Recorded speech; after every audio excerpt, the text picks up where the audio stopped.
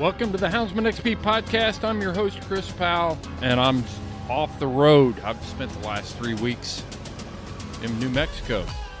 We hunted a bear for a week down in the Gila. Had a great time down there. Seth came up. Ed Barnes and Tanner Herr from the Dogmen podcast, our newest show on the Houndsman XP podcast network, joined us for their first ever bear hunts, and we had a great time. You can check out the tailgate talks and things that we recorded from camp at 7,000 feet over on our Patreon page. Seth's got that stuff all dropped over there. He's doing a great job. You can join us on Patreon by going to houndsmanxp.com and hitting the Support Us tab. It'll take you right to our Patreon page. And why should you support this show? Why should you be spending your hard-earned money on Houndsman XP? Well, we appreciate every person that already has, but let me lay a few things out for you. First and foremost is the last 3 weeks that I spent wasn't just hunting. I spent hours in meetings and different things about the Colorado initiative, ballot initiative that's coming up for 2024.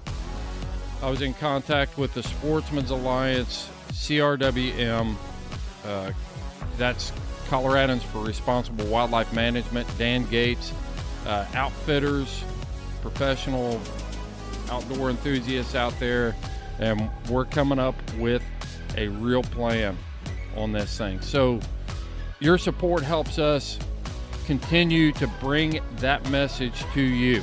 That's one reason. Also, the new Folk Cry just rolled out, and it's getting rave reviews. I've read most of it myself. And congrats to Jason and Danny Doobie for reviving Full Cry. Man, I grew up looking at that thing and dreaming about being that houndsman that I was reading about in Full Cry. And it's a great publication, and we're proud to announce that when you join us on Patreon, you will get a complimentary subscription to Full Cry magazine. That's one reason. The other thing that you're going to get when you join us at the $12 level is a membership to Sportsmen's Alliance. So those two things alone are worth about $105, $110, somewhere around in there. So if you join us at $12 level for $144, you're already going to get $112 back of that, or $110 back of that as soon as you sign up. So we've also got discount codes and all that stuff over there. But you can check all that stuff out over on Patreon. I know we're wanting to get to this show, and I hate long pre-rolls. There's way too much front-end advertising in these things, but we have to do that to keep the lights on and keep rolling here. So this episode of the Houndsman XP podcast is a prequel. And the reason I'm bringing this up and I'm running this episode now, we featured Dan Gates from C.R.W.M last week. Well, this podcast was recorded prior to the episode that we dropped last week. And this is Dan Gates.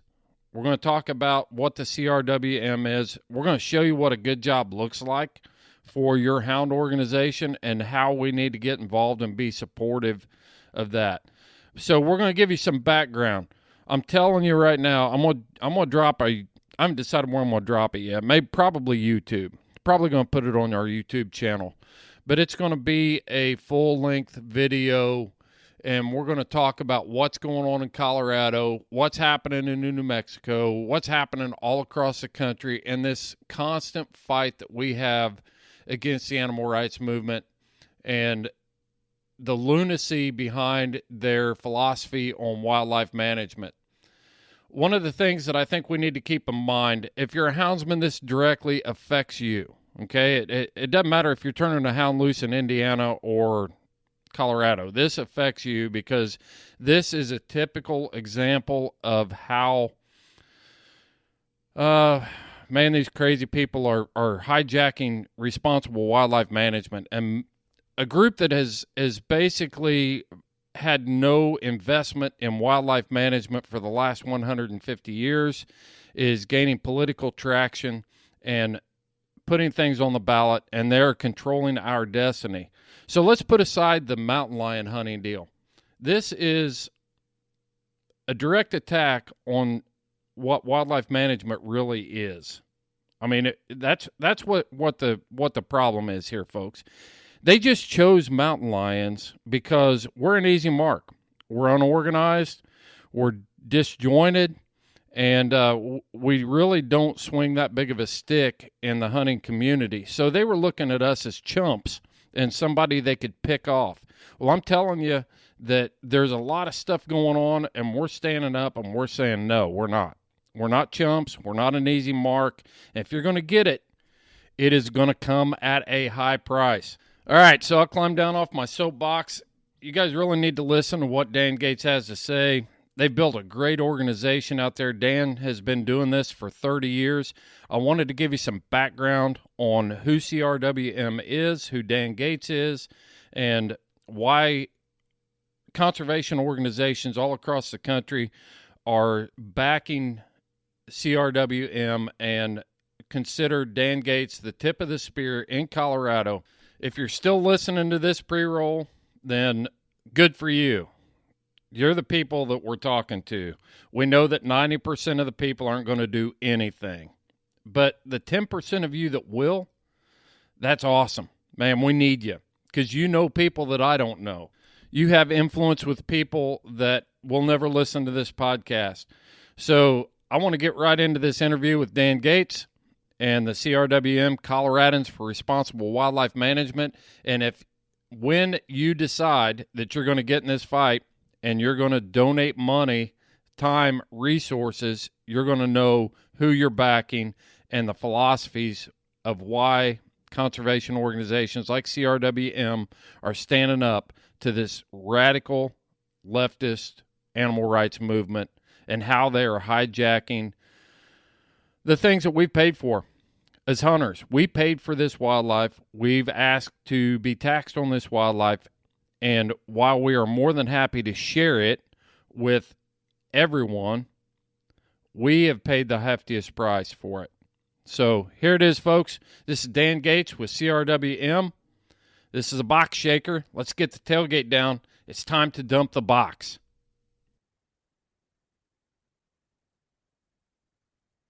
Morning. What a beautiful face. Oh, yeah. That's what everybody said. You look happy. Look at you. You're Monday morning. You're ready to get rolling and make a difference in the world. Yeah, I've been making a difference. I don't know whose difference it's been, Chris, but it's been different. Man, I hear you. I hear you. Well, Dan, I appreciate you taking time to be on the podcast this morning. And for this episode, I think it's going to be, I mean, you guys are doing some great work out there, and I think it's going to be really informative. And this is going to be for an episode for, I think, the leadership in all organizations out there that are fighting for hunting and hunters' rights and trying to make that difference that you're doing every day, Dan. So I appreciate you coming on. Appreciate you having me, Chris. It's a tumultuous landscape that we're having to deal in for sure. And just trying to put the pieces together in a unknown shaped jigsaw puzzle is probably the easiest way that I could explain it, because you have to adapt and you have to be able to change. And I'm not sure what the picture on that jigsaw puzzle is. I think sometimes it's just the cardboard covering on the background. If you flip that puzzle over, it changes like a chameleon. Yeah.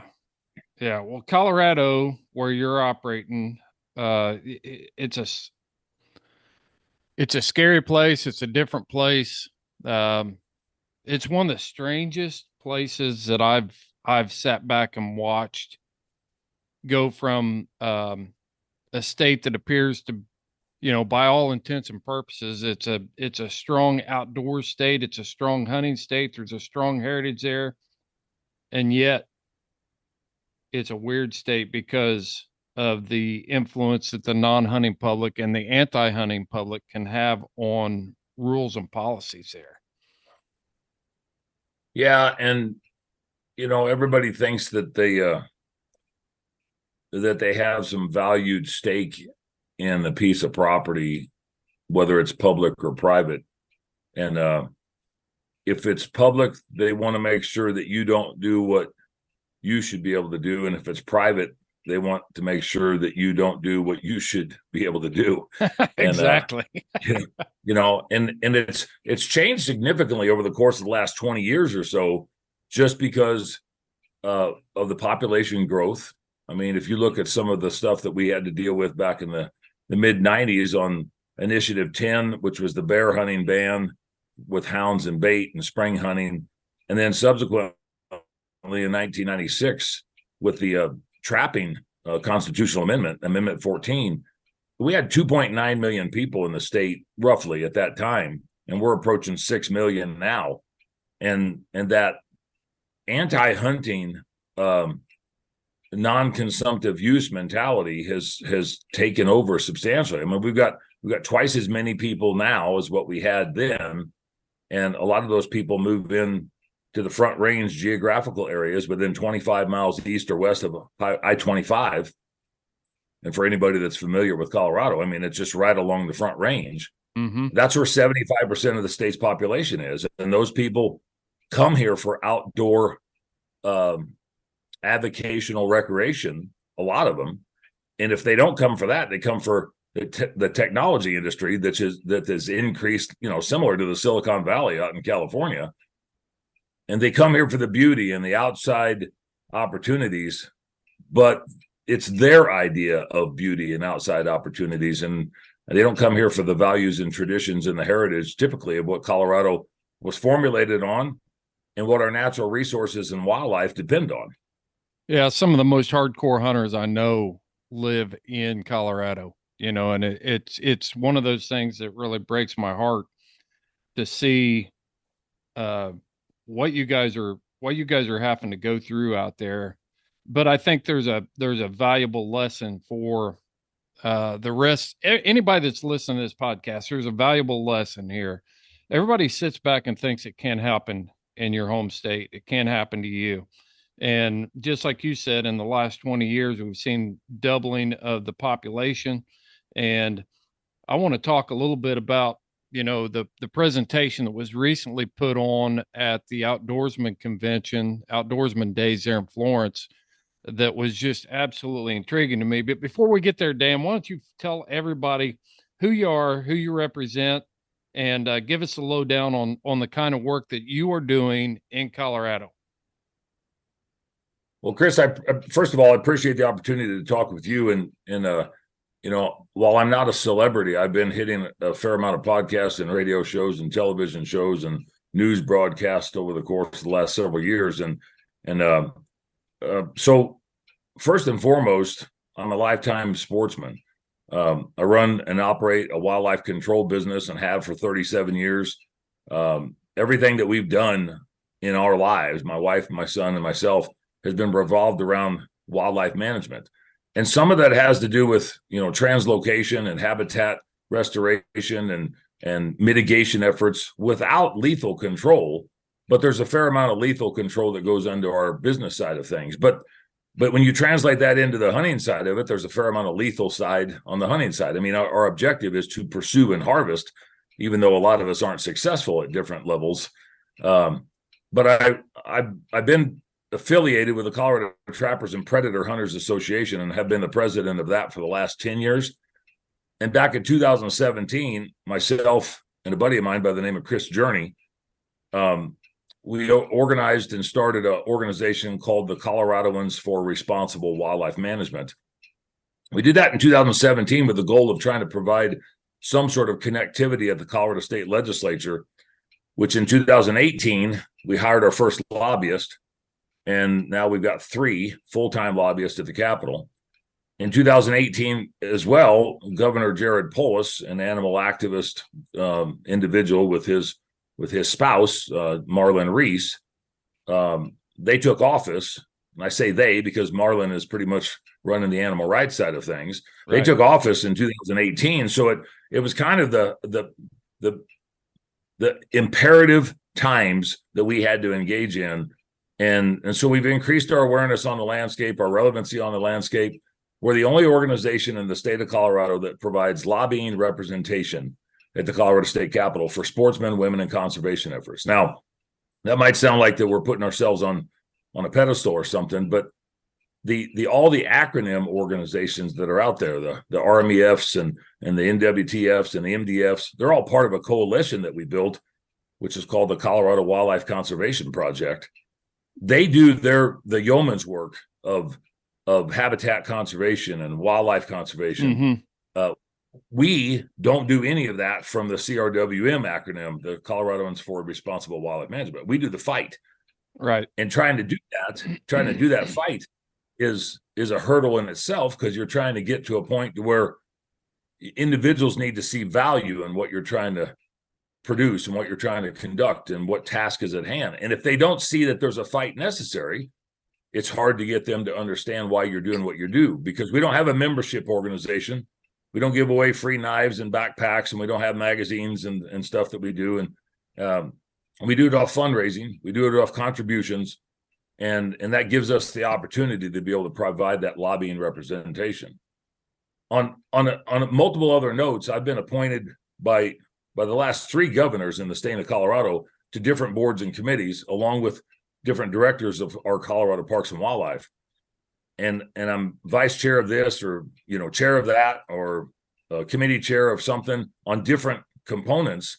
And I tell you what, Chris, we're fighting our ass off, literally, to get to the point where we can survive to fight another day.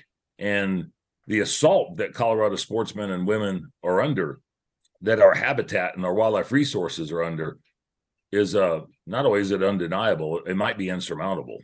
And we're just trying to figure out a way to stay relevant on the landscape, partner with like-minded organizations, which we have a great big coalition of, reach outside of our state boundaries and go to another level on making sure that other states don't fall like what Colorado has in the past, and while it's continued to trickle downward. So, I mean, that's kind of a rundown on me specifically and what we're trying to accomplish. But there's a lot of work to do, and we damn sure haven't accomplished what we would like to accomplish. Man, there's a lot of ground to cover just in what you stated right there, Dan. It's when I look at Colorado, I look at it as absolutely the number one battleground state for the future of hunting with hounds in the West. When California fell, everybody was like, oh, well, that's California. And we expected that in California. And then when Oregon and Washington, had serious damage to their hound pursuits, everybody was like, well, yeah, we hate it and it's too bad, but it was expected because all of those Californians have moved up north to Portland and Seattle. So yeah, but Colorado, in my mind, is we can't give up any more ground there, because it has been a trend setting state, and it's always been a very traditional state for me, because, from being back east, everybody, if they're hunting out west, 90% of the people that I know that go to elk hunt or go to mule deer hunt or whatever, if they want to hunt a Western state, they're headed to Colorado. I mean, it's just absolutely the most popular state where people have gone to hunt. And so it's a boundary. It's a battleground state in my mind. And that's why I wanted to have you on. And there's a couple things here that I want to talk about before we get too far to kind of set this up. Is, you talk about the organization and everything that you're doing and being a tough fight and a struggle. And it might seem to the listener, it's like, well, why do you want to talk about what they're doing in Colorado? Because they keep losing. But it's not that you're losing, it's that you're hanging on and you are surviving. And I think there's a bright future ahead. And I think what you guys are doing sets a perfect model for other states that I know Wyoming just came up with a new hound organization. The leadership from that organization needs to listen to what you're doing in Colorado so that they can be prepared for the future. Montana, Utah, New Mexico, Arizona, even states back east here need to pay attention to see how you're operating. And I want to show people what a good job looks like and what a real organization does. So let's break down, you talked about the alphabet soup of Rocky Mountain Elk Foundation, National Wild Turkey Federation. There's others. There, the Sheep Foundation, Mule Deer Foundation. So why are they not? I think we have to go back to square one. I think when people pay their membership to like the Rocky Mountain Elk Foundation, they want the Rocky Mountain Elk Foundation to rise up and fight for their rights. And why can't an organization like that do that? Well, first and foremost, Chris, most of those organizations are classified under the IRS tax structure as 501c3s, as a charitable organization. And so it doesn't allow them to do very much, if any, lobbying and campaigning for specific things. Now, they might be able to send out call to action letters and get their memberships to do so. And RMEF has some representation in Washington, D.C., but originally those organizations weren't structured 25, 30, 40, 50 years ago to get engaged in the fight, because the fight wasn't part of the cause. It was part of the stewardship and part of the habitat conservation component, because of what happened through history on Dingell Johnson and Pittman Robertson excise taxes and what we've done for charters and bylaws and so forth. That being said, all of those groups, like I say, do the yeoman's work when it comes to what they signed up for, but they didn't prepare for the onslaught 30, 40, 50 years ago on what we have to deal with in today's environment. And so while some of them are trying to figure out how to adapt and how to create a detour and modify their approach on the landscape, they still have to answer to the members. They still have to answer to board of directors and through their bylaws and through their charters and through their mission statements and so forth. That's the main reason. And when we are a 501c4, so we are not a charitable contribution organization. So if somebody gives us $100 or $10,000, it's not tax deductible. It is on those other organizations, and that's the driving component. We can do most of our lobbying and campaigning can be conducted under that 501c4, and we do education as well. So it has to be divvied up. It's between 51 and 49%, one way or the other, education and campaign. When you get into a C3 status, most of those, and they might expand it a little bit, but most of those are less than 10% of their money generated could go to campaigning or into lobbying efforts. Right. So what they do is they join other organizations or collaborative efforts like what we did here, and it gives them a voice on the landscape, but they can't go and talk about something specific unless it has to do with their specific charter, their task, and their bylaws within that organization. So if something was going to affect habitat, RMEF and NWTF could engage in that. But if it's outside of that habitat side of things, they're starting to cross the lines and intersect some things that they maybe shouldn't engage in. Yeah, that's the main reason. The 501c3 deal is a slippery slope, and the IRS is always moving the goalposts on that. Mainly because of who sitting at the top of the heap calling the shots at the time, with every election cycle. And when the 501c3 language actually says that an unreasonable amount of your efforts can't be spent on campaign or lobbying type efforts, political type stuff. Well, that is totally wide open for any person to define, look at your books and say, well, we think you're being unreasonable. What is unreasonable? It depends on who's sitting in the, with their finger on the power button at the time.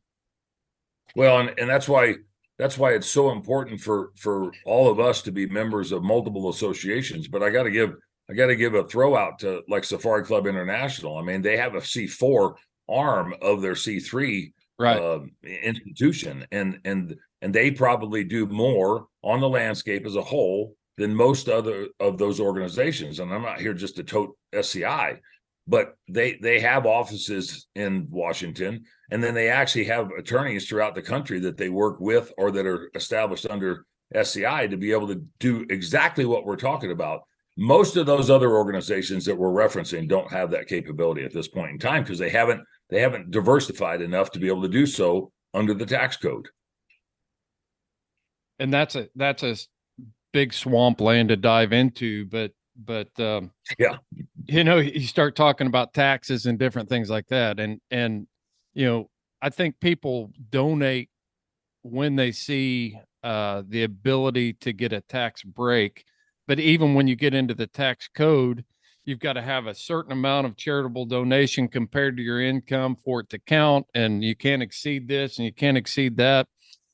So I'd like to maybe you're not this in the right show to do this on, but sometimes we need to have an education class on how do we support a C4 that's getting in the fight and still be able to take that off our taxes, and simply set your kennel up as an LLC or a sole proprietor and track that membership to like your organizations and other organizations that you're paying into, and then you can write it all off as a business expense.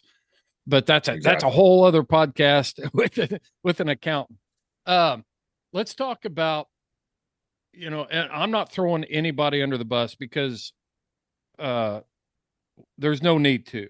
Like if I pay my dues, and for my audience, let's just dial it down to where my audience might be able to understand it. Or I didn't mean to sound like they couldn't understand complex issues. That's not what I'm saying at all. It's just oftentimes I see in the hound world, them aggravated, and I've been here myself, so I'm going to put myself on this. I used to feel like some of the registries like United Kennel Club and Professional Kennel Club ought to stand up and fight. They ought to stand up but that's not their business model. There are other organizations out there that are set up for that. And so when we talk about an organization like RMEF, Rocky Mountain Elk Foundation, the work that they've done has been astounding. It really has been. They've been a habitat, they've been a resource management advocate, and we would not have near what we have without them. But how do you, let's really lay it out. How did the Colorado trappers and predator hunters, and how did you build those bridges, and what kind of benefits have you seen from being on board with them? Or even SCI or whatever it is, SCI or whatever. Yeah. I mean, like that Colorado Wildlife Conservation Project that I referenced, Chris, there's 23 organizations in that coalition now, some with national representation, some with state representation, some with local representation. But the conglomerative effort of getting those like-minded individuals together in one room, and we meet every other week during the regular part of the year and every week during the legislative session. And how we did that was some of which was shaming, some of which was calling people out and say, when the hell are you going to get on board, and when are you going to activate? Some of which was out of necessity that either we saw or they saw.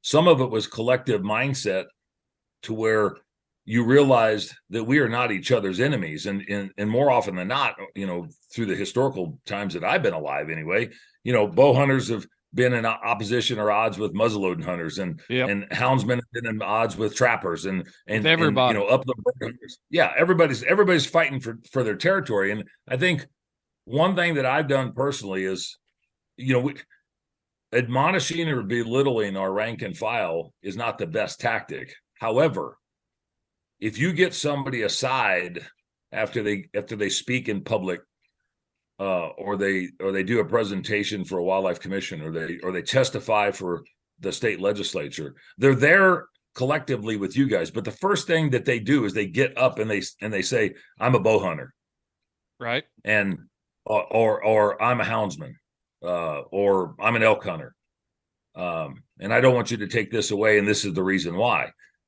If they would get up first and foremost and say, my name is such and such, John Doe, and I'm a sportsman, and I really like to bow hunt. Because what we've done is segregate ourselves unintentionally. You know what app I use on my phone more than any other app, besides the podcast app, to listen to this here podcast?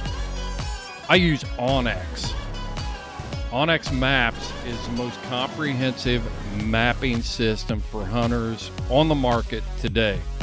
I use it all the time. When I was in New Mexico, I was looking at 40,000 acres of ranch that I needed to learn. I flip open onX and just start studying the map. When I'm riding trails, I put the tracking app on. It helps me get around in strange country.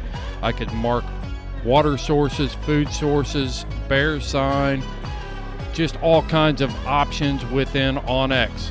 You need to check out onX Maps by going to houndsmanxp.com. Click on the link on our sponsor page. You'll go right to onX Maps, and when you check out, enter the code HXP20 and you will get 20% off of your order. Know where you stand with onX.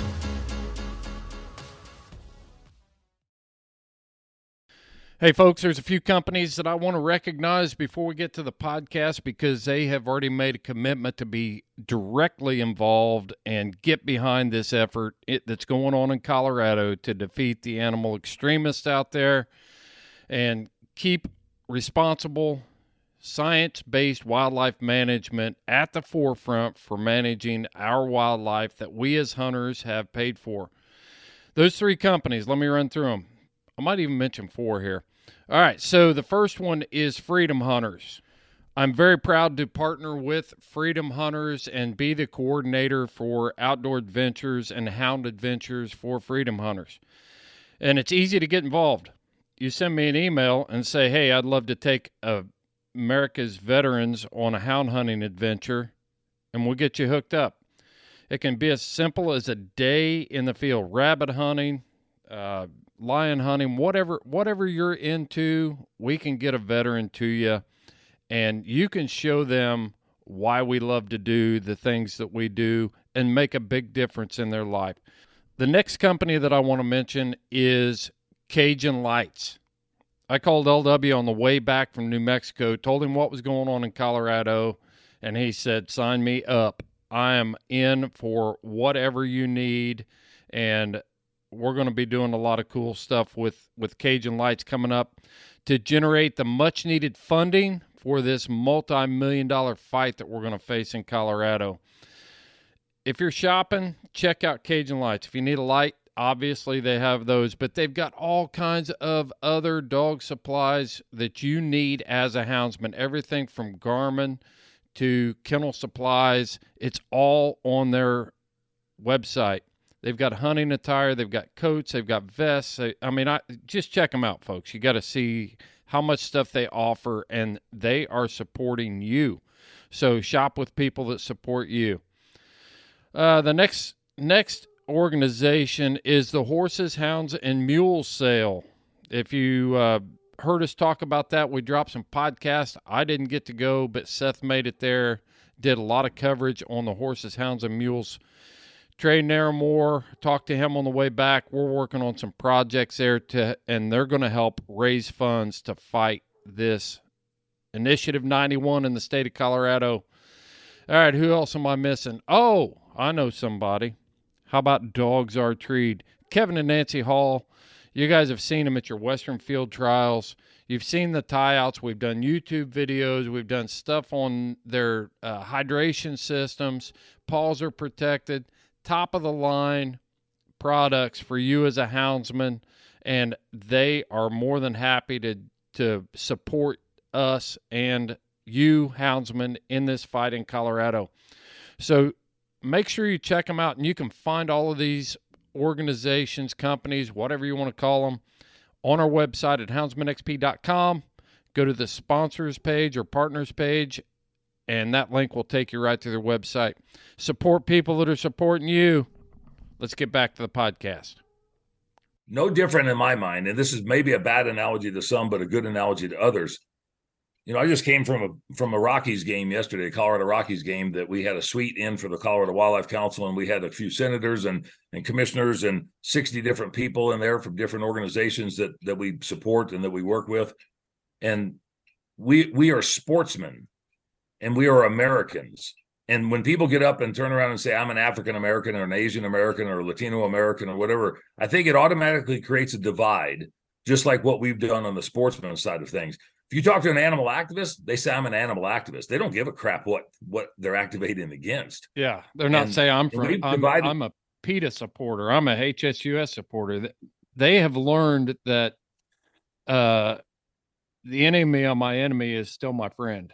Yeah, they've embraced that a lot better than hunters have. We are so tribalistic, and we break that down even within the hound hunting community. I'm a bear hunter. I'm a lion hunter. I don't listen to the podcasts that talk about, Western lion hunting because I want to hear coon hunting stories, blah, blah, blah. I hunt walkers. You hunt blue ticks. It goes on and on. We've been conditioned in America to be in our own silos and be tribalistic. And that is not a plan for survival in the future. Not in this landscape, because, there was some information put out not too long ago that indicated something to the effect, and this isn't verbatim, but the average sportsman is a member of 7 different sporting related or habitat conservation organizations.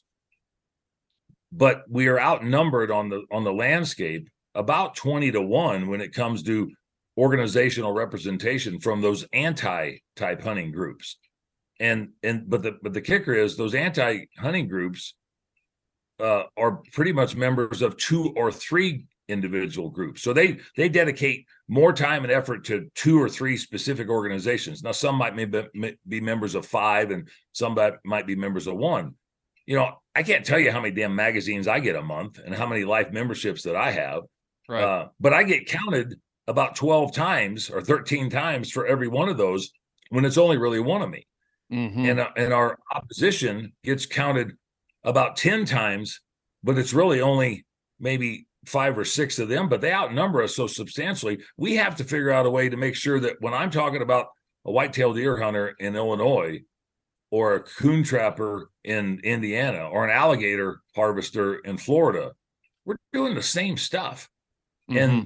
And we've divided and conquered to where we don't put as much value into everybody else's problems because it doesn't affect us. But when that other guy is gone and that other avocation is gone, now it starts to come back in our wheelhouse and it affects us. Right. We are not united as a whole. We could be the most powerful bunch of individuals when it comes to a sector of the community because of the passion and the drive and the money and what we do for the landscape and the influence that we have. We divide and conquer ourselves more readily, unintentionally. We don't intentionally do it. It's part of human nature, the way we act. So how much value is there in that, Dan, or are we hurting ourselves by diversifying and putting our membership in so many different things? Talk to me a little bit about that, because you kind of threw me for a loop there. We are being counted multiple times, but are we dividing our attention too much? What's your advice on that? I think representing yourself as a hunter or an angler or a sportsman or a woman is the first and foremost thing, not only to unite ourselves, but to make sure that we don't get subdivided by our enemies or ourselves, for that matter. We're in a position to where, I mean, we have a team. We just don't know what sport we're playing sometimes and what positions we're supposed to play, I think. And you would be surprised how many people didn't show up to our state capitol on February 3rd, 2022 on a mountain lion and bobcat related issue because they didn't pursue bobcats or mountain lions. And they're like, it's not going to affect me. I'm like, right. Well, who the hell do you think they're going to come to when they get rid of this? And we won that 4-1 when we were supposed to lose 4-1, and we sent them back into their hole for a little bit, the antis back into their hole, and and people that started to see the relevance of landscape participation started to get engaged. That's actually when that Colorado Wildlife Conservation Project was formulated, on the eve of that Senate Bill 31, and within 2 months we had 20 organizations, and that's how we built that coalition up. And I mean, the representation of those organizations is probably somewhere in the neighborhood of 2.5 to 3 million people if you take collectively their entire membership level. Break that down for me again, and give me the name, because I am struggling with that. I've got the Colorado Predator or Trapper and Predator Hunters Association, but that's just simply one organization that belongs to a bigger organization. I want you to break that's one that organization coalition down. Yeah, so the Colorado Wildlife Conservation Project was formulated in late January of 2022 to immediately build a coalition on top of what we created with the Coloradans for Responsible Wildlife Management, which is the lobbying organization that we formulated. So some of those other groups didn't want to jump in on the lobbying side because their bylaws, their charters, their tax status theoretically doesn't allow them to do so. But they could be part of another coalition to stand hand in hand, locked arms, to be able to utilize not only their logo, but their gravitas and their expansion on the landscape to get other individual organizations on board to say, look, if you're going to screw with us, you're screwing with us. You're not screwing with them, and we're going to sit on the sidelines and watch. Yeah. It's us. And I think that's the team effort that needs to be built on a broad scale. And I'm not saying we're bulletproof by any means, because we're under more significant attacks and assaults. The bigger, better, meaner, faster, stronger that you give the impression of, or that you become, the more that the opposition is going to bring to your doorstep, which is what they're in the process of doing now. But we're more prepared now than what we were 2 years ago, and we've been undefeated. And we were more prepared 2 years ago than what we were 5 years ago. But the assault and the attack continually gets bigger. But that, at the same time, Chris, empowers us and creates relevancy on the landscape, because now we got other organizations jumping in and going, hey, I think we need to be part of this. Hey, we want to listen into this and see if we can join. Hey, what's it take to participate on some of these things? None of those groups were doing that previously because they didn't think it was their fight, because it wasn't in their wheelhouse. All right. How did you do it? We got to get down to how this organization was formed, how it was pulled together, what it took to get there. And I think you said something that I want to address real quickly, because Naomi Hirsch talked about it a few weeks ago on this podcast, was the lion, bobcat, lynx hunting Senate bill. And was that Senate Bill 32 in 2022? Is 30, that what it was? That was 31 in Senate Bill 31 in 2022. Yeah. So that was defeated. So that's a reason why you need, and that was a shocker to me. I was listening to it online. I was watching the comments. I was watching all of this, and I thought, wow, that this is going to be a bad deal. And it came together, and I've got some other thoughts on it, but it was a victory. And so let's talk about what a good job looks like. But how did you and I don't want to keep saying you, but how did your CRWM or come together and bring this project to the forefront? Because quite honestly, I mean, trappers aren't known for their big influence, their swing of influence and things like that. You would think that some of the other organizations would have been leading the charge on this. Just tell us how it all came together. So I'll go back several years. In 2019, HSUS and Wild Earth Guardians submitted a citizens petition to the Colorado Parks and Wildlife Commission to ban the harvesting of bobcats, period. And that was with a new governor-appointed commission, 11 different commission appointments, that we were told that we would likely lose 7-4 or 6-5, and we won unanimously 11-0. That was in May of 2019. They came back at our doorstep in 2020, but COVID hit, so we were forced to go virtually, like you and I are today. And I didn't know how the hell we were going to turn around and duplicate something that we did the year before when we put 400 people in a room and convinced those commissioners that that was the right thing to do. We won that 2020 decision online unanimously with the governor's particular commission, 11-0. They came back to us in 2021 to the commission to try it again. And we were out of COVID, but the meetings were such to where you were going to have to, wear a mask and do social distancing and all the stuff. They backed out 3 weeks before because they saw the undeniable effort that we were putting together, and they'd already had their asses kicked for 2 years. And they don't like to lose. I mean, because it's not a money-making, generating opportunity for them. So they pulled the petition in 2021 because I think that it was pretty evident that they were going to lose.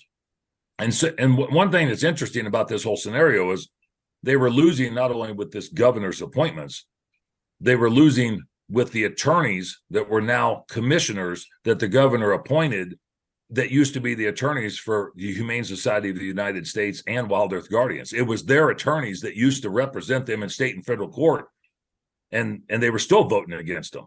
No kidding.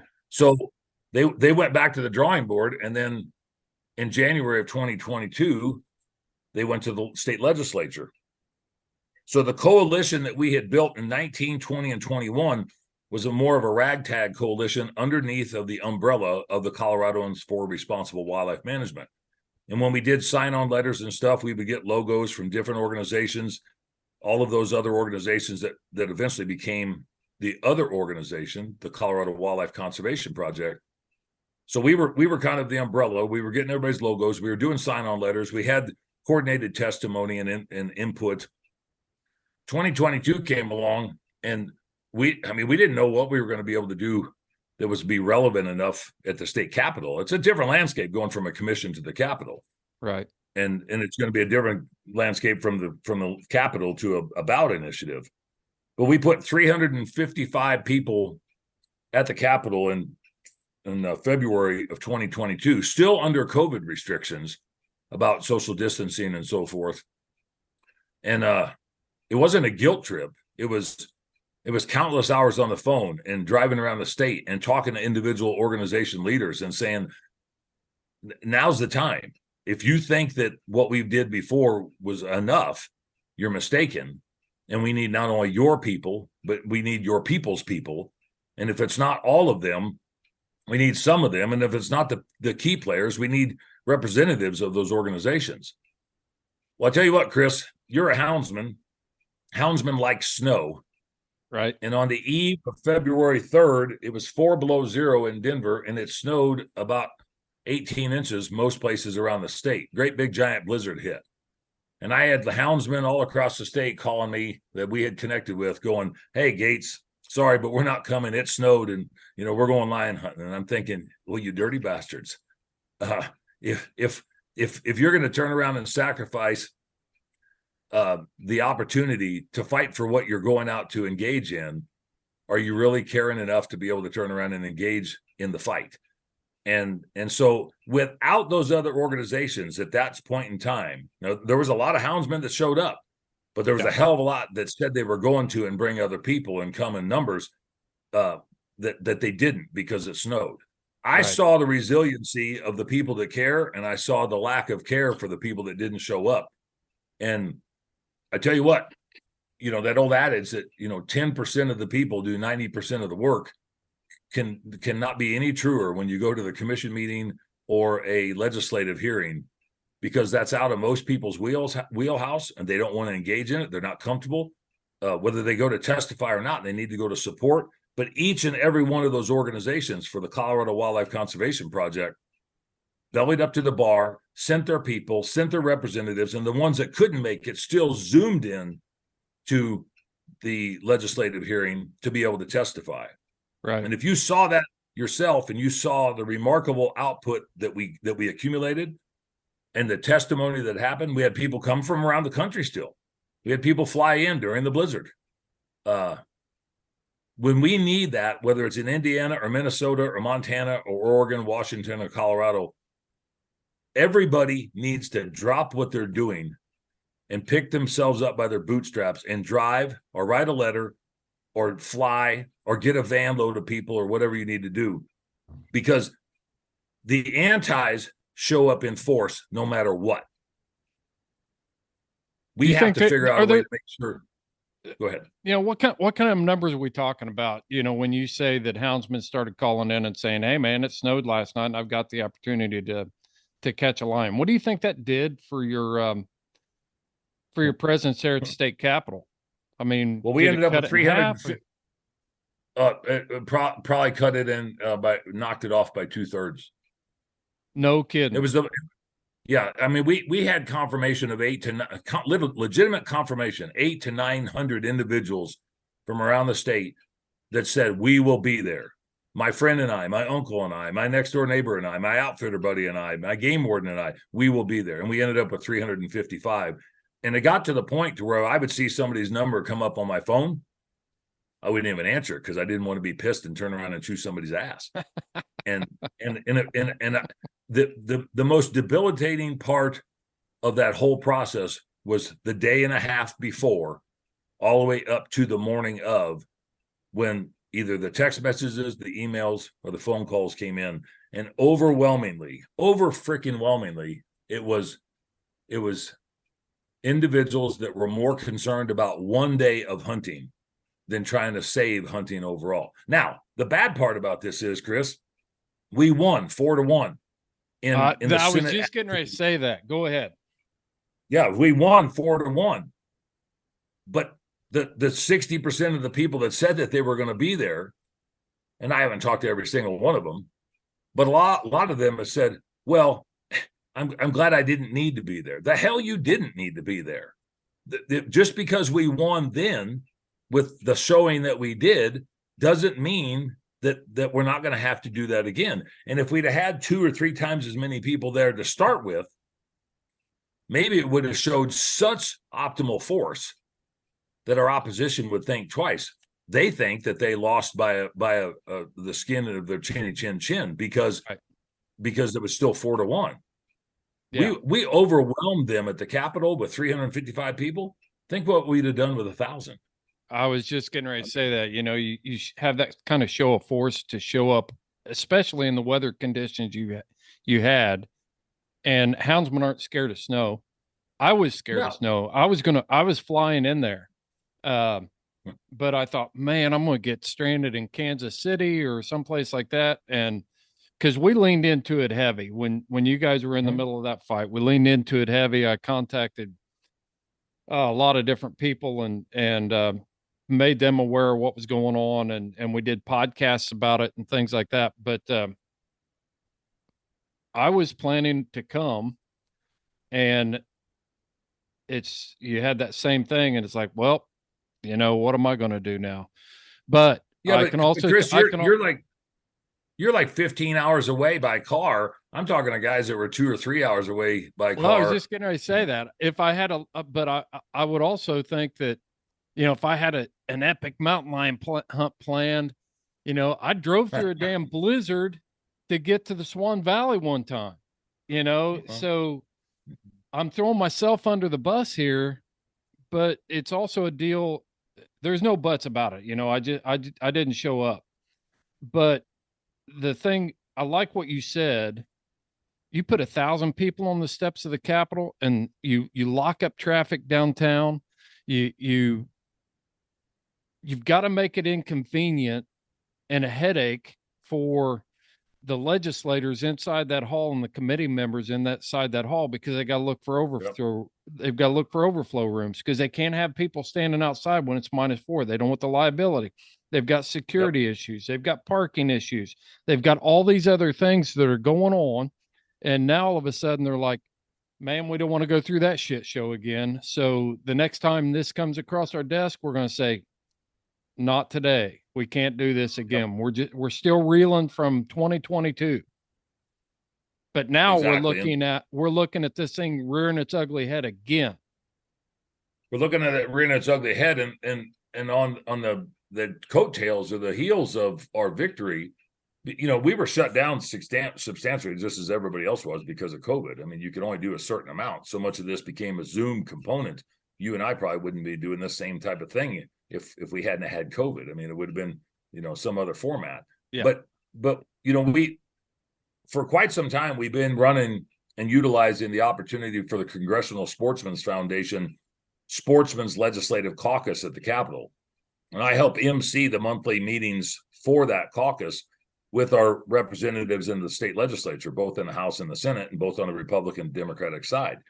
And so every year since right before COVID, we've done Sportsman's Day at the Capitol, and we've been fortunate enough to have decent enough weather. But we put 300 or 400 people on the steps of the Capitol, and we feed the legislators and all the sportsman community a wild game feed. This past year, it was on April 27th, and I think we fed almost 500 people, had great weather.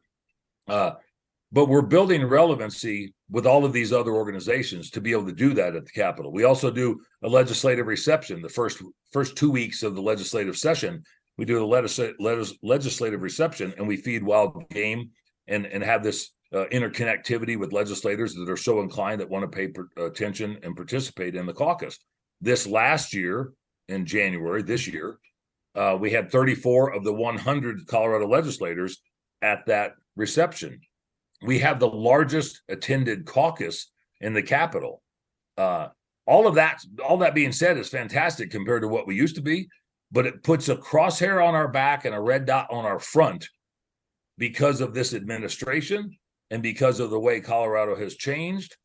And we saw no other way to be able to do it than to try to escalate our presence on the landscape and try to cast a broader net. Yeah, but how do you do it, Dan? Because I mean, legislators shy away from things that are controversial. They want to be in their safe space. They want to be able to appeal to everybody and get everybody's vote. So I want to really be able to talk to the guys that are out there at the Eastern Idaho Houndsman Association and New Mexico Houndsman Association. New Mexico's next on the list. I'm just going to give everybody that prophecy right now. New Mexico's coming. But how did you do it? I mean, how do you get 34, have the biggest caucus, do all this stuff that you're doing? Show us what that entails. How do you get that done?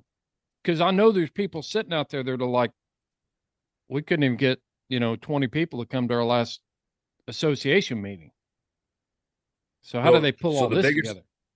Well, the biggest thing is it's countless hours. It's passion. It's a chip on your shoulder.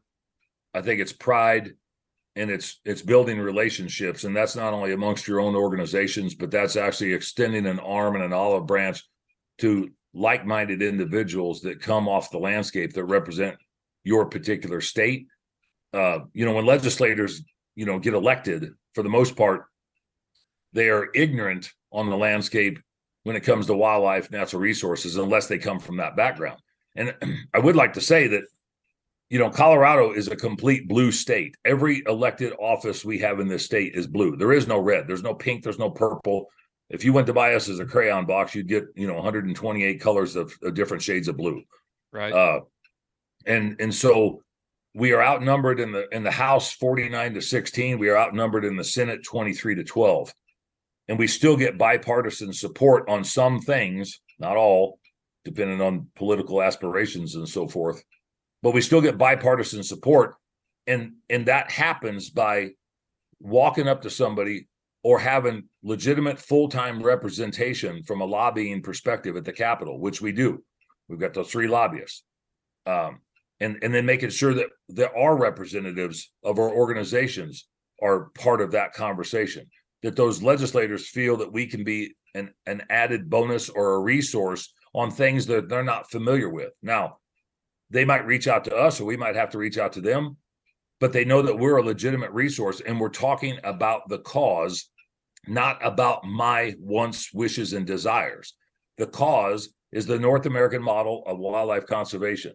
The cause is sustainable stewardship of our natural resources, no matter what landscape that we come from. The cause is making sure that we have water and clean air and habitat and wildlife resources for all generations of Coloradoans and visitors alike. Those are things that we've built upon to make sure that we create a message that is consistent with people that are not from our side of the fence. They're not from our landscape. I mean, somebody who lives in Denver that was just elected to the state legislature to represent a district that's going to vote on all of our stuff has to have some knowledge about some of the stuff. Who are they going to get it from? The antis, or are they going to get it from us?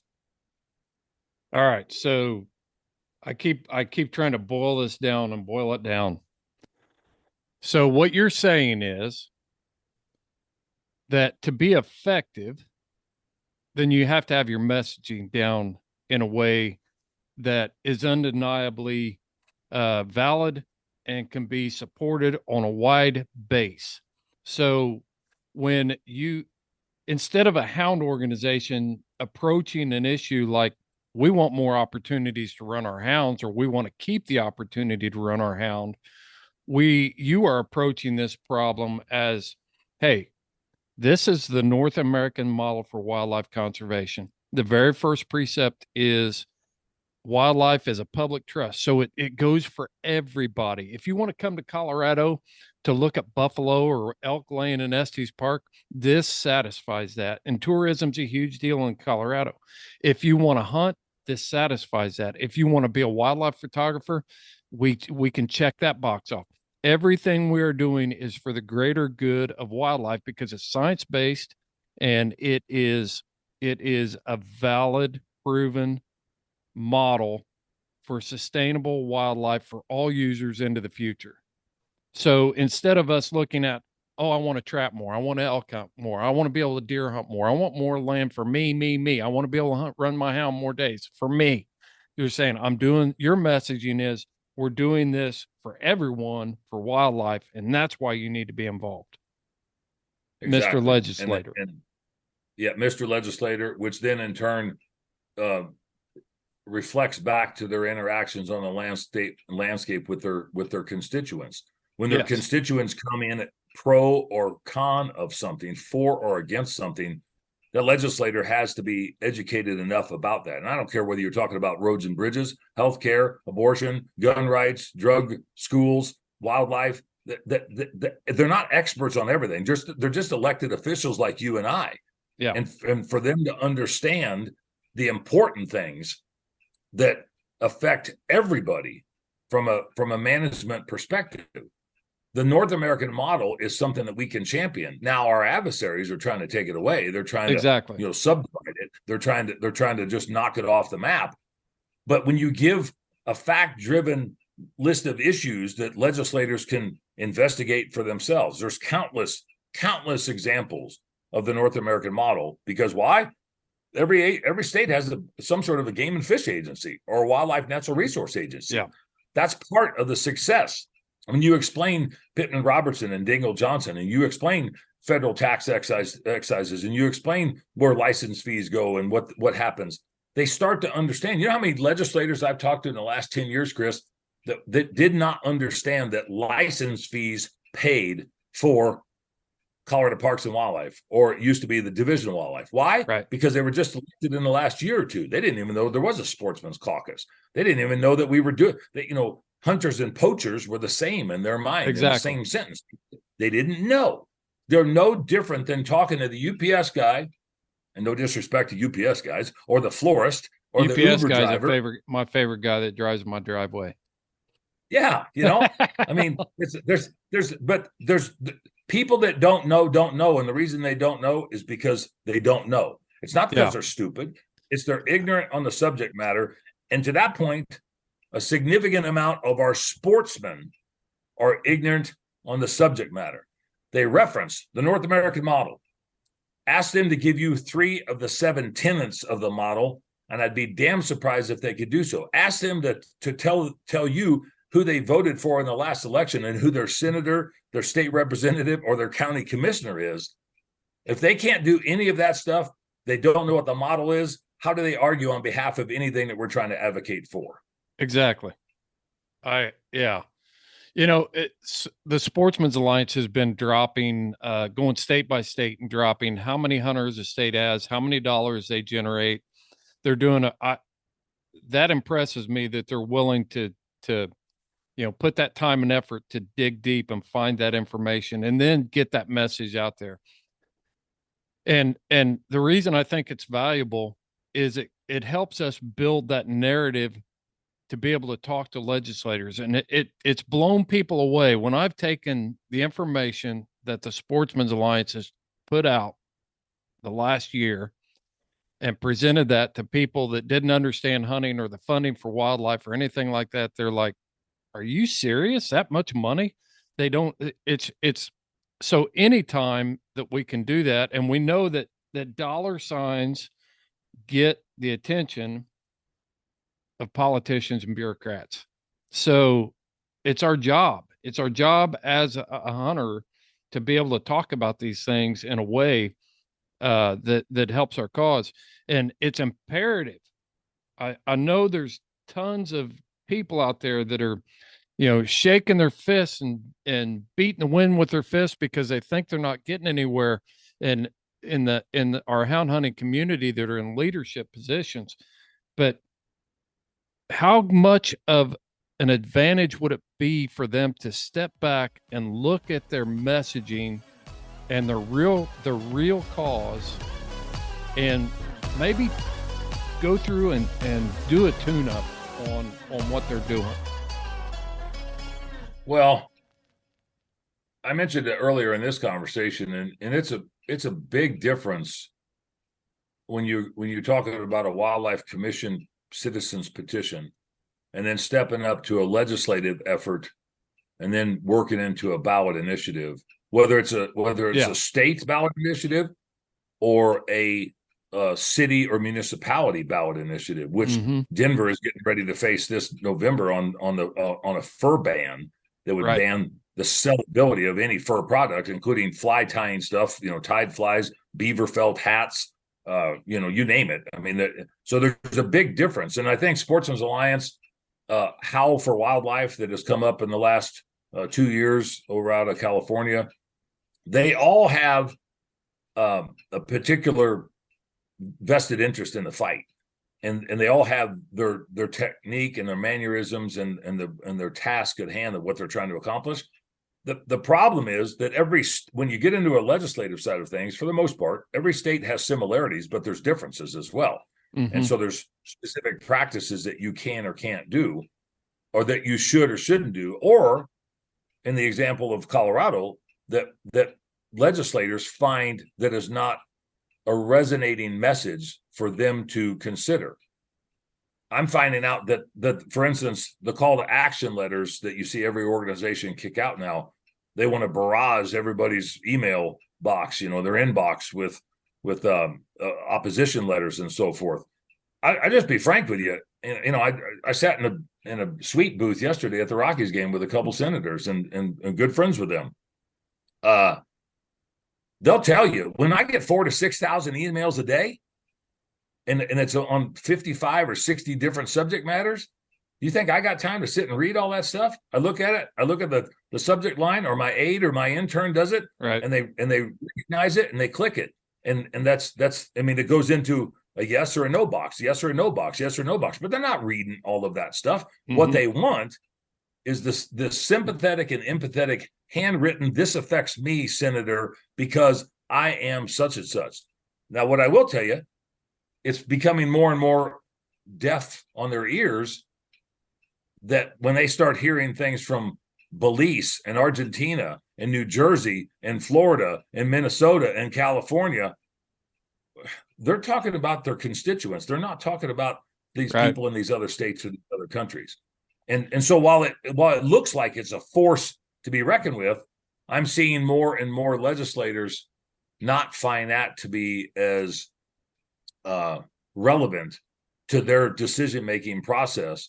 They want to know from the people in their district and the people in the state that this is going to affect, not somebody's opinion or emotional component that come to the conversation. So to change the narrative on how some of these organizations enact and engage with, potential stakeholders or constituents or whatever.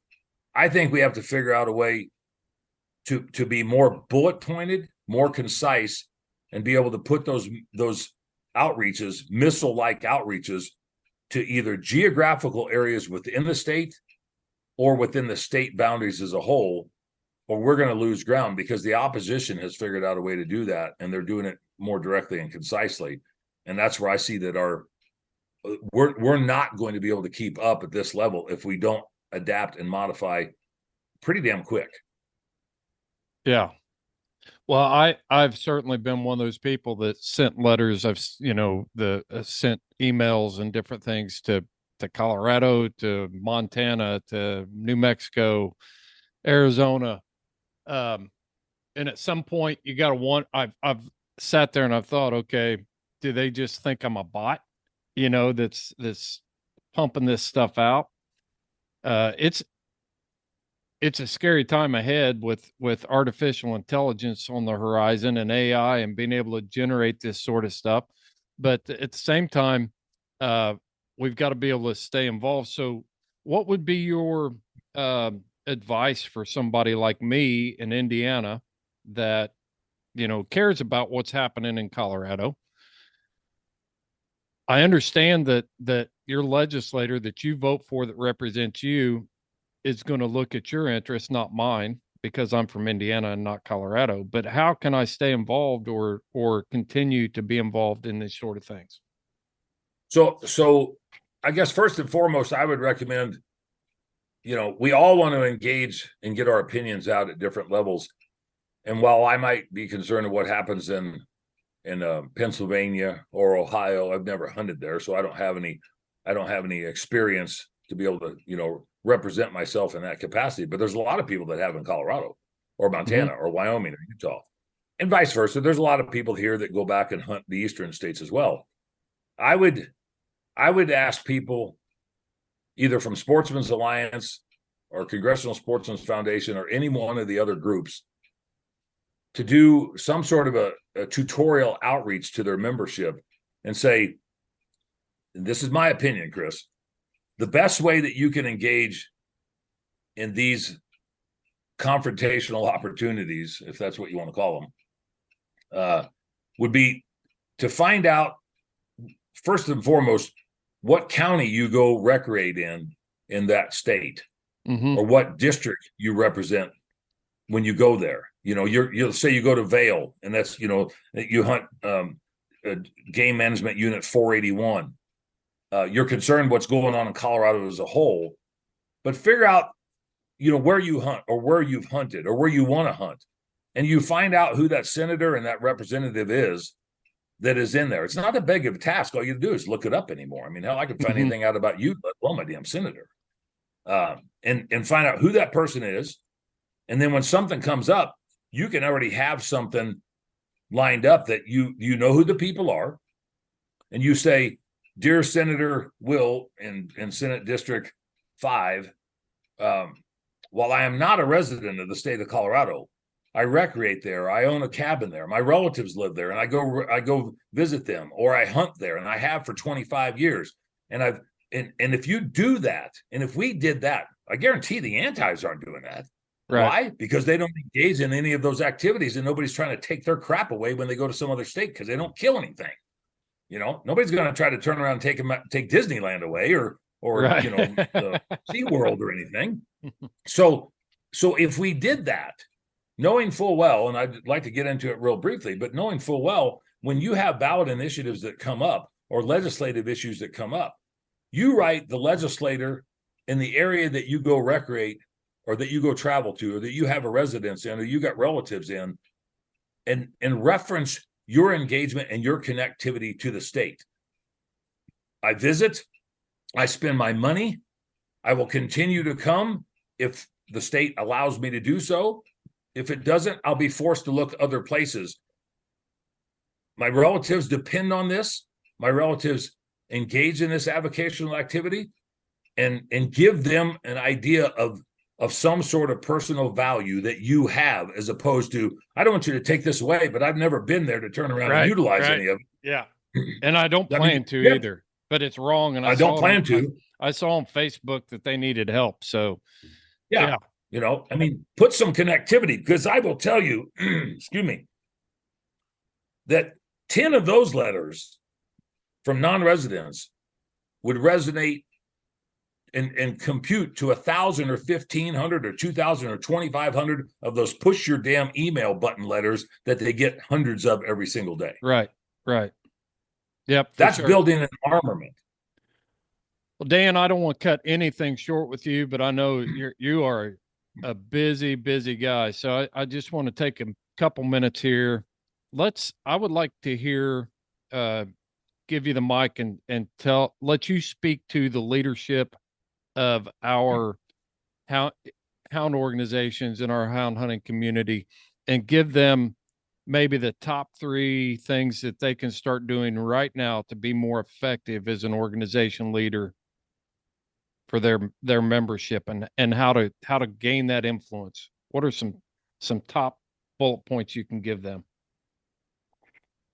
Well, first and foremost, Chris, the workings are in progress as we speak to have 1, if not 2, ballot initiatives that the entire state will vote on in November of 2024. And the wording that would be used in some capacity would be to protect native big cats in Colorado. Mm-hmm.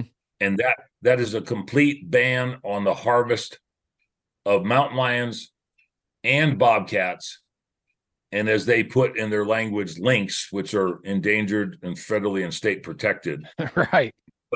But as they did on Senate Bill 31 back in 2022, they included lynx in there because it's emotional driven, and it's eye catching, and like we're out there, killing endangered species. But the biggest thing that I can say of what we're going to deal with in the next 18 months and how people engage is, if you know somebody in the state of Colorado, whether they are a mountain lion pursuer or harvester, or they trap and they harvest bobcats and predator call or whatever, if you know of somebody, reach out to them and ask them who their representative and who their legislator is. Mm-hmm.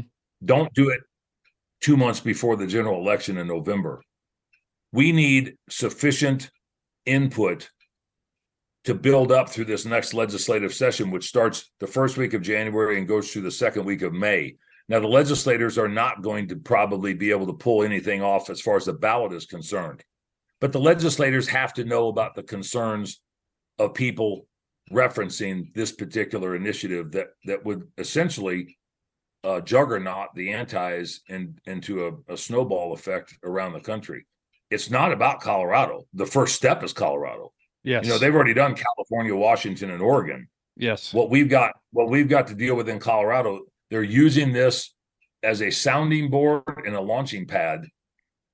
And if people around the country or in Colorado, if they're listening to this, don't start to activate, motivate, and engage on their own now, it'll be too late once the signatures are gathered and they start spending hundreds of thousands of dollars a week on anti-hunting campaigns, because the campaign will talk about mountain lions and bobcats.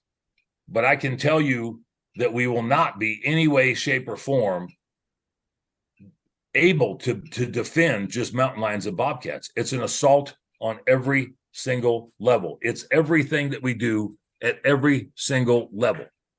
And for the general public to understand that it's not about one species, it's not about one method of take, it's not about anything that we're doing except for the cause of what we stand for and the cause of what the antis are trying to take away.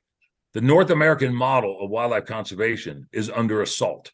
It's under attack.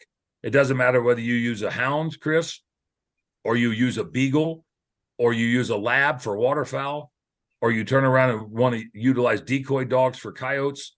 If you use a dog in any capacity, they want to take it away. If you use a bow and arrow, they want to take it away. If you use a muzzleloader, they want to take it away. Crossbow, take it away. I'll tell you, and if you even think that they're not part of this equation, they are in some capacity. Reach out amongst yourselves, reach out to your communities, reach out to your organizations, reach out to your legislators and legislators that you know of everywhere else, and start to activate on your level. Start to activate on what you do, where you do it, when you do it, with whom you do it. And I tell my buddies all the time, get off your ass. Get off your ass and do what you gripe about. We spend more time griping about this stuff that if we'd have just done it, we wouldn't be griping anymore. We have to be able to be motivated ourselves. I look at some of the posts on social media, and I think it took you more time to make this rant on social media to a bunch of people that are not influencers. They're not policymakers than if you would have written this same thing to your legislator. We're more concerned about followers on Instagram with people who have no effect on our life, have no influence on our life at all, and yet we're not getting to know the person that's elected in our county, state, local, and state governments that do have influence on our lives. It's a crazy world we're living in. Well, and I got to say, I mean, every state's got their issues. It's the middle of hunting season. We're all trying to figure out a way to engage in our recreational activities and opportunities that we deal with. And a lot of these hunting seasons started in middle of August and we'll go through middle of January. And then you got goose season and lion season and pheasant season and everything that goes on. People are trapping. Yeah. We're doing all that. The antis are doing one thing. They're planning, scheming, and plotting because they have paid staff. They have organizational efforts. They have an agenda that they're trying to accomplish, and they're taking full advantage of us going out and doing what we're doing and not paying attention to the stuff that they're doing. And we're trying to do it all. I'm still hunting. I'm still going to trap. I still run a wildlife control business, but I'm spending 40 or 50 or 60 hours a week on this stuff, trying to activate and motivate and engage. I feel like the mitigator, arbitrator, litigator, we're juggling so many things because our opposition is doing exactly what they want, and that's moving forward a slow, even pace, trying to swallow up everything in the path along the way. Right, for sure.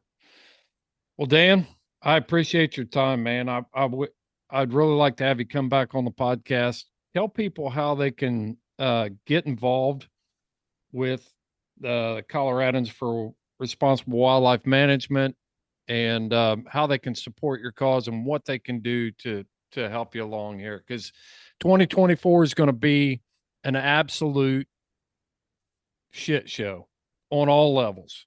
It's going to be a national, local, all of it. I mean, there's an all-out assault on our American freedoms, and I want people to know how they can support you guys and what's going on. That ballot initiative is no joke. It's going to set the stage and empower these anti-hunting groups in places where you probably think you're safe. But I'm telling you, it's a petri dish. They're going to try it here. It's a next reasonable effort. So tell people how they can support you guys directly. Well, I appreciate that, Chris. The organizational website is savethehuntcolorado.com. That will take you directly to the Coloradans for responsible wildlife management. We're trying to update. Give us that again. savethehuntcolorado.com. Okay. And that's the organizational website that people can go to, find out as much as what we can put on there at the immediate time. Now, we're not in the middle of our legislative session now, and we don't know what bills will be launched, but we try to keep people updated with information on that site. It's got a good resource to be able to go back and look at the component of the North American model and what it does for all sorts of wildlife management in every organization. And then the Colorado Trappers Association is coloradotrapper.com. There's also Facebook and YouTube channels on those that we do some videos here and there that we're trying to broaden our horizon. I mean, we're doing national or a regional advertising, network advertising, and so forth. So we've got 21 to 23 things that are going to be on our doorstep in the next 18 to 20 months, either legislatively, citizens petition wise through the Parks and Wildlife Commission, or through ballot initiatives. And we would take any support.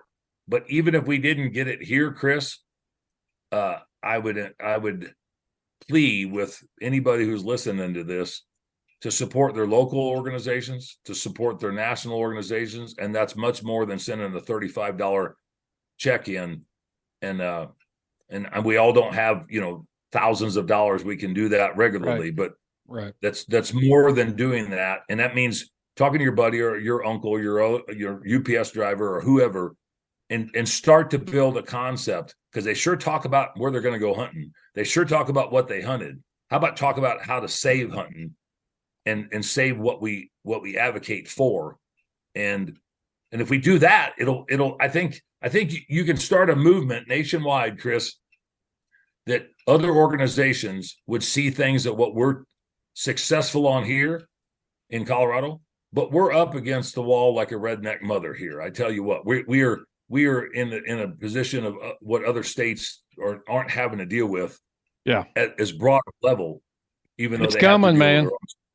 Look at Kalispell, Bozeman, and Billings up in Montana. They think, they had some wins with some hound hunting and some bear hunting with hounds, but if you look at the history, it's coming. It's coming. Well, and for the houndsman per se, infuse yourself into these other organizations. Chris, you were part of our Outdoorsman Days event out here. Yep. And we invited the United Houndsman Association to do demonstrations and seminars and have booths and actually come to our banquet and do all the stuff. Why? Because a lot of the people that are here that hunt don't even know about houndsmen. Well, how do you engage with houndsmen if you don't engage with houndsmen? And that's one thing that we were very institutionally trying to accomplish, a comprehensive component of activation amongst ourselves. And I've had people reach out to me in the last month since that event, Chris, going, I was thinking about getting into that. I never really realized that was an opportunity. Or you saw the Rocky Mountain big game recovery guys there, the blood tracker guys that are out there. It's dog use that there again, hounds, upland bird, waterfowl. People need to understand that everything is the same. It's just different. And we just have to figure out a way to make it the same. You bet. You bet. We've got to take our eyes off of our individual struggle and look at what's happening all across the board. And that's why we produce this podcast. I'm glad there's people like you, Dan, that are out there fighting the good fight. I've heard nothing but praises on your efforts, and you're being effective. We kind of started out, Colorado's a lost cause, but it is not a lost cause. There is no cause that's lost in what you guys are doing so far. So, man, kudos to you, and thanks for taking the time to share with us, Dan. Appreciate the opportunity, Chris. I always say this at the end of everything: aim small, miss small.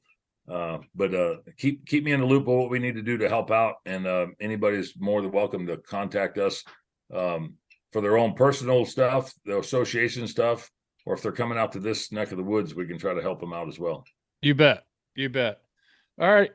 Well, I appreciate everybody tuning in to listen to this episode of the Houndsman XP podcast. Make sure you check us out on Facebook and Instagram, on all our platforms. We're easy to find. Our website is houndsmanxp.com, and you can go there and find out how to support this show through Patreon. You're going to get a Sportsman's Alliance membership when you join us at the $12 level. That's $144 a year. We're giving you half of that investment back in benefits every year, plus every year, plus you're included in all of our monthly drawings and things like that. So, and it's all for the exact same thing that Dan's talking about right here.